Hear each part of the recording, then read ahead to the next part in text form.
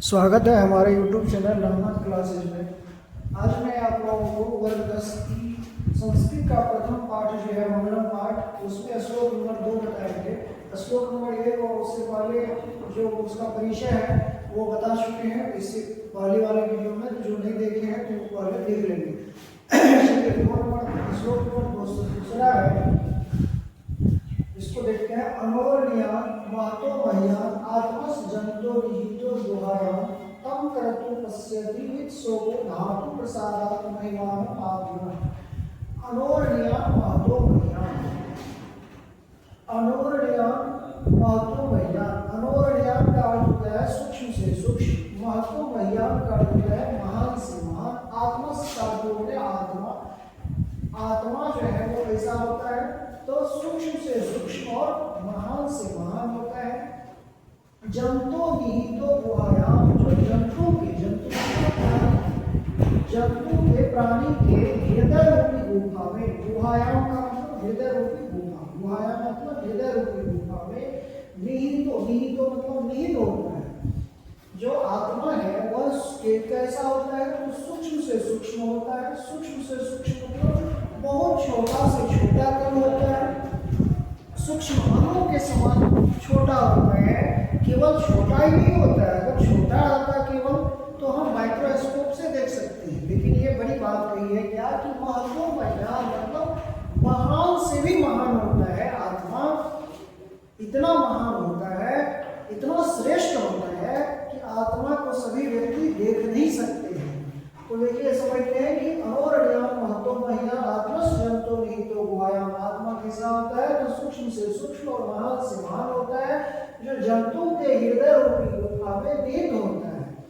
आगे क्या करता है, तम क्रतु पश्यति विद सोको धातु प्रसादात् महिमानम आत्मा।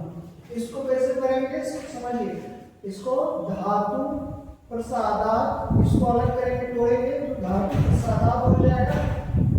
महिमानम, यहाँ पे मोह का अलग रहेगा, महिमानम अलग हो जाएगा, आत्मा अलग हो जाएगा। ये चार भागों में बटेगा, धातु प्रसादात् महिमानम आत्मा। इसे करेंगे धातु प्रसादात् महिमानम आत्मा। तो तम क्रतु पश्यति विद सोको, तम क्रतु इसका आक्रमण करके पश्यति देखता है, पश्यति मतलब देखता है। कौन देखता है विद सोको, विद सोको मतलब होता है शोक रहित, शोक रहित।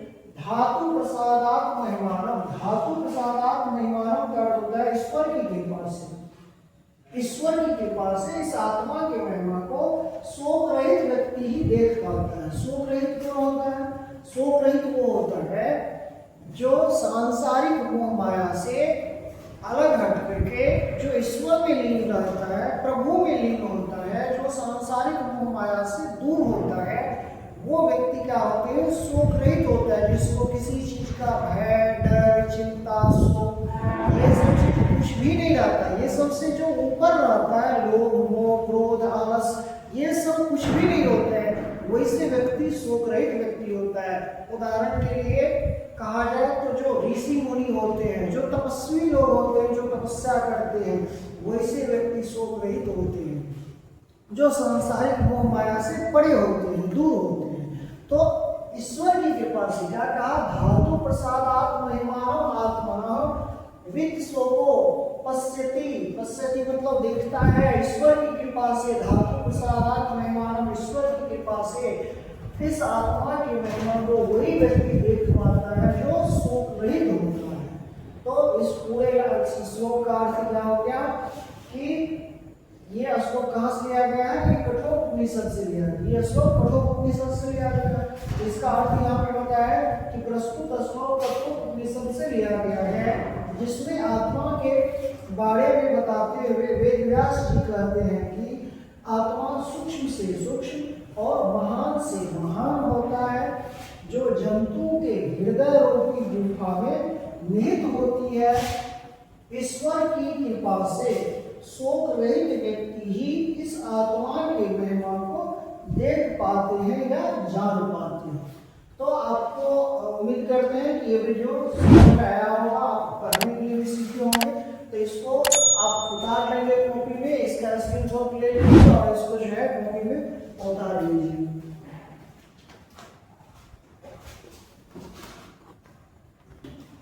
चलिए तीसरा श्लोक देखिए। तीसरा श्लोक है सत्यमेव जयते नानीतम सत्येन पंथा विदितो देव्याम येन आक्रमन्ति ऋषयः। इसको पढ़ेंगे येन आक्रमन्ति ऋषयः।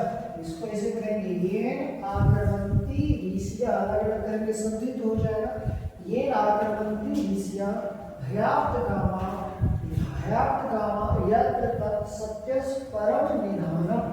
इसका हिंदी देखिए सत्यमेव जयते नानीतम। सत्यमेव मतलब होता है सत्य का ही, सत्य की ही, असत्य की ही जयते मतलब जीत होती है। सत्यमेव जयते मतलब सत्य की ही जीत होती है। नानीतम, नानीतम नौ जो और निहितम मिलकर के बना है नानीतम। नौ मतलब नहीं और निहितम मतलब असत्य झूठ।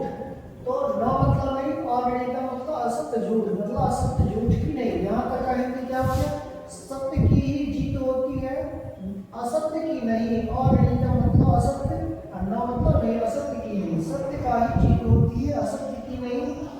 सत्य ने सत्य पंथा विदितो देव्याम। सत्य सत्य से ही, सत्य के द्वारा ही पंथा, पंथा मतलब रास्ता, पंथा मतलब मार्ग, रास्ता। मतलब विस्तीर्ण होता है। देवयामा मतलब देवताओं का। शब्द से ही देवताओं का मार्ग क्या होता है? विस्तीर्ण होता है। तो पूरा लाइन का अर्थ क्या हुआ? सत्य की ही जीत होती है, असत्य की नहीं। सत्य से ही देवताओं का मार्ग, पंथा मतलब मार्ग विस्तीर्ण होता है। और ये आकर्मन्ति ऋषिया हाप्त कामा यत्र तत् सत्यस् परम निधानम्।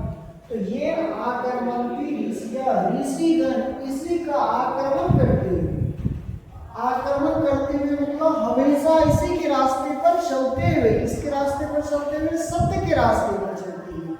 जो ऋषिगण हैं वो हमेशा इसी सत्य के रास्ते पर चलते हुए, आक्रमण करते हुए मतलब हमेशा सत्य के रास्ते पर चलते हुए हयाप्त कामा, आप्त कामा मतलब इच्छा पूर्ति, अपनी इच्छा पूर्ति करते हैं। यत्र तत् सत्यस् परम निधानम्। और यहाँ वहाँ जाकर जहाँ भी रहे सत्य का ही परम मतलब श्रेष्ठ स्थान, निधान मतलब भंडार। सत्य का ही परम श्रेष्ठ भंडार है। सत्य से ही उस भंडार तक पहुंचा जा सकता है, मतलब अपने लक्ष्य तक पहुंचा जा सकता है सत्य से ही।